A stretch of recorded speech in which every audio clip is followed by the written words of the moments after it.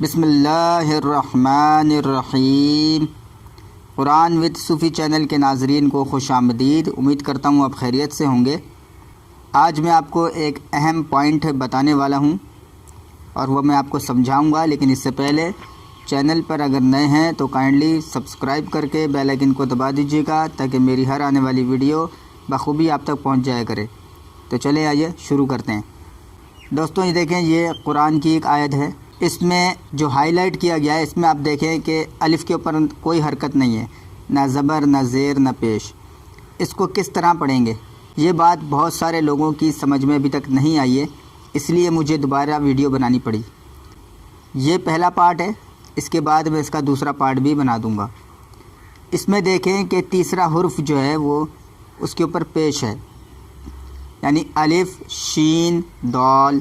دال کے اوپر دیکھیں پیش ہے، تو تیسرا حرف جو ہوتا ہے اس پر جو حرکت ہوگی وہی حرکت الف کے اوپر لگے گی۔ اس کو ہم کیا کہیں گے؟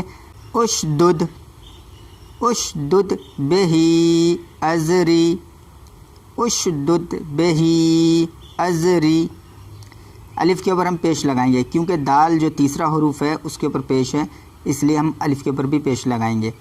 لیکن قرآن میں 5 جگہیں ایسی ہیں، 5 الفاظ ایسے ہیں جن کے اوپر تیسرا حرف پر پیش آنے کے باوجود الف کے نیچے زیر آئے گا۔ یہ آپ نے اسی طریقے سے ہی پڑھنا ہے۔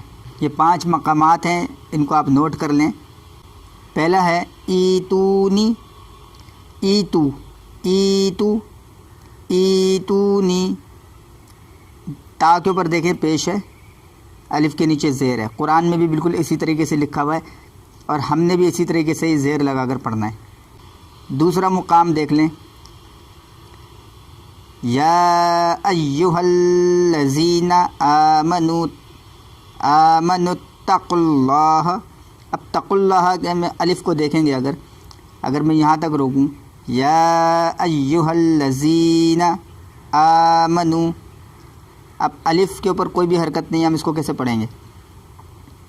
تو ہم اس کو اتقو پڑھیں گے، حالانکہ تیسرا حرف جو ہے وہ پیش ہے، تو الف کے نیچے ہم زیر لگا کر پڑھیں گے اتقو۔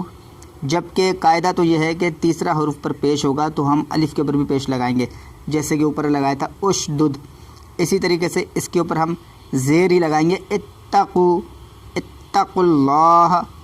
اور تیسرا مقام آپ دیکھیں، اقدو، یہاں پر بھی ہم الف کے نیچے زیر لگائیں گے، ثم اقضوا، ثم اقضوا، ثم اقضوا۔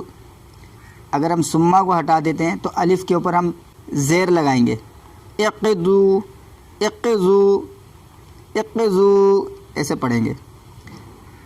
اور باقی مقامات آپ دیکھ لیں، امشو، ابنو، اقدو، اتقو، ایتو۔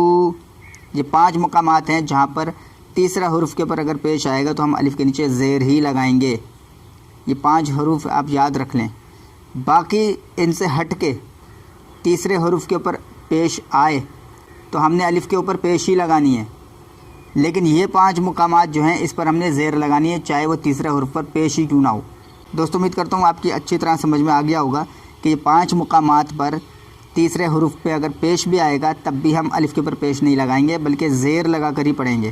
اور ان سے ہٹ کے اگر ہمیں کسی مقام کے اوپر الف سے پڑھنا پڑ جائے تو پھر ہم تیسرے حرف کو دیکھیں گے کہ تیسرے حرف کے اوپر پیش ہے تو ہم الف کے اوپر بھی پیش لگا دیں گے۔ یہ قاعدہ یاد رکھیں، یہ تیسرے حرف کے اوپر اگر پیش ہوگا تو یہ وہیں کام آئے گا۔ زبر اور زیر والا میں نے قاعدہ بھی آپ کو نہیں بتایا ہے۔